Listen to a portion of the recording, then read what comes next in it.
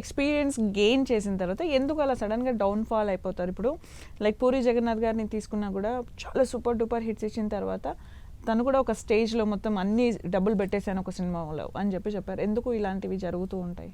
ఎందుకంటే నమ్మకం. ఈ సినిమా అన్నది రాత్రికి రాత్రి ఎవరన్నా కింగ్ చేస్తుంది, రాత్రి రాత్రి పాపరం చేస్తుంది. బికాజ్ డబ్బులతో కూడుకుంది కదా ఫైనాన్షియల్ ఇది. ఇప్పుడు ఏదన్నా మనం ఇప్పుడు ఒక తను వెరీ ఫాస్ట్ థింకర్. ఒక స్క్రిప్ట్ని 2 నెలలు 3 నెలలు సంవత్సరాలు కూర్చొని రాసేవాళ్ళు నాకు తెలుసు. తను 2 రోజులు రాసేస్తాడు, అది పోగర్ అయిపోతుంది. అదే 2 రోజుల్లో ఇంకో సినిమా ఏదో రాస్తాడు, బ్లాక్ బస్టర్ అయిపోతుంది, ఇండస్ట్రీ హిట్ అయిపోతుంది. అదే 2 రోజుల్లో మళ్ళీ ఇంకో సినిమా ఏదో రాస్తాడు, అది ఆడదు.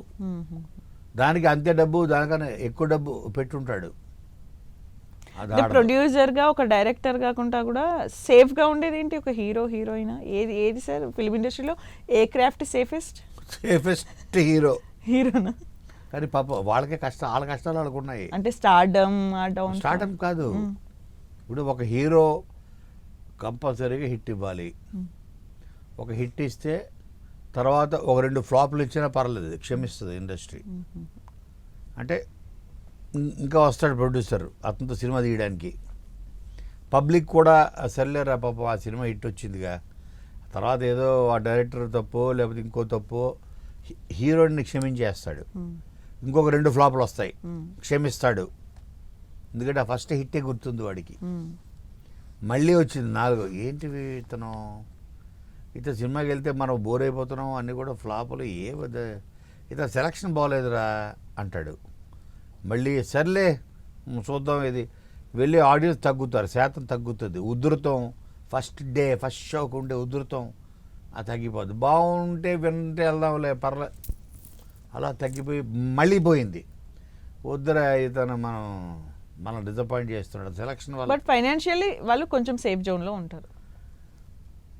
అంటే తన టైం బాగున్నప్పుడు జాగ్రత్త సంపాదించుకొని 4 రాళ్ళు వెనకేసుకొని ఒక ఇల్లు ఏదో స్థలం పొలం కొనుక్కొని సెక్యూర్ అయిపోతే దెన్ దే ఆర్ సేఫ్.